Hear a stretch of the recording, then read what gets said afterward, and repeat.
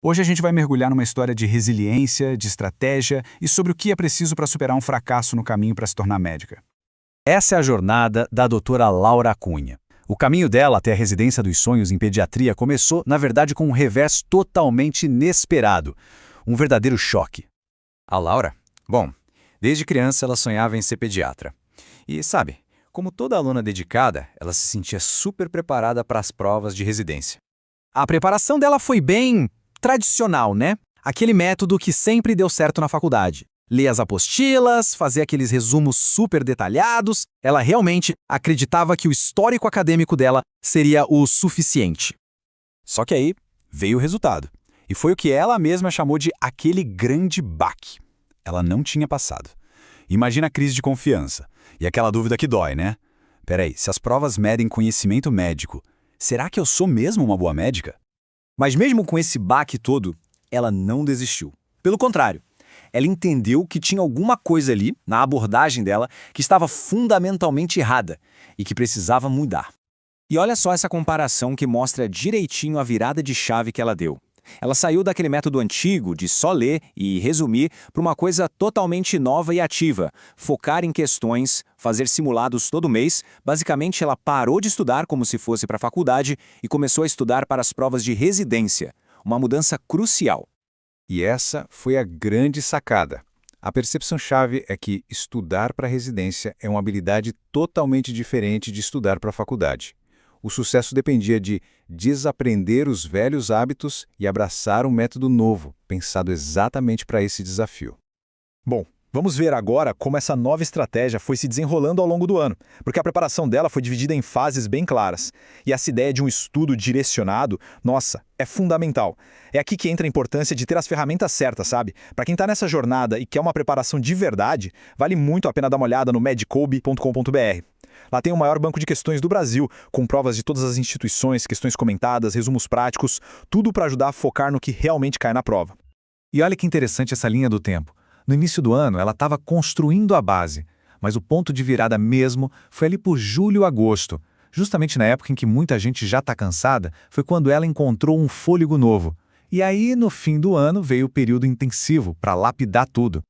Nas palavras dela mesma, foi o momento em que ela pensou: eu já tinha construído minha base, agora eu precisava lapidar e direcionar. E o que isso quer dizer na prática? Que em vez de ficar revisando matéria de forma geral, ela começou a estudar a prova. Foi entender o padrão das questões, as prioridades de cada instituição que ela queria, quase como aprender a personalidade de cada banca.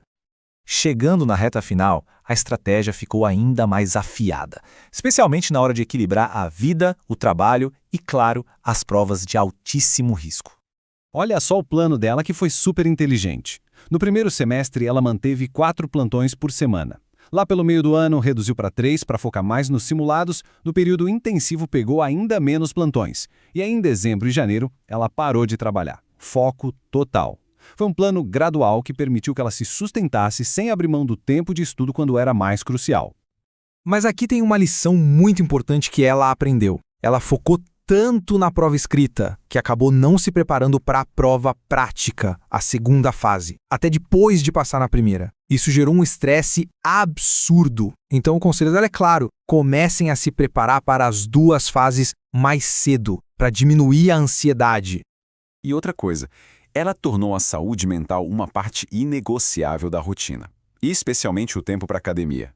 E veja bem, isso não era luxo, não era tempo perdido.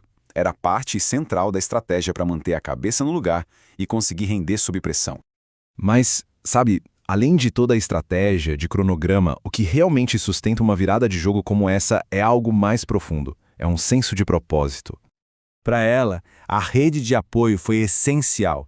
Ter a família, os amigos, os mentores por perto nos momentos mais difíceis, ela deixou claro que isso foi fundamental, principalmente naquelas últimas semanas, quando a ansiedade bate forte.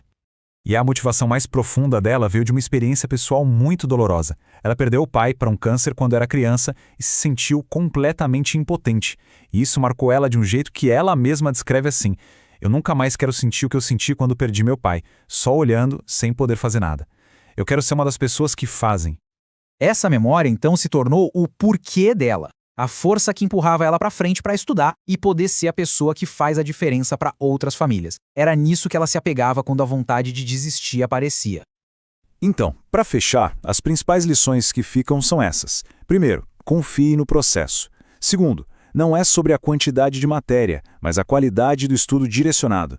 Dias ruins vão acontecer, é inevitável, mas não deixe que eles te tirem do trilho.